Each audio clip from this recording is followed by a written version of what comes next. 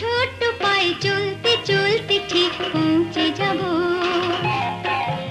এই ছোট্ট ছোট্ট পায়ে চলতে চলতে ঠিক পৌঁছে যাব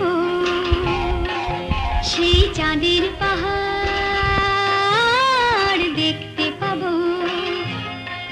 সেই চাঁদের পাহাড় মাথায় যাহার রামধনু রং হয় দেখতে পাবো। ঠিক পৌঁছে যাব এই ছোট্ট ছোট্ট পায়ে চলতে চলতে ঠিক পৌঁছে যাব।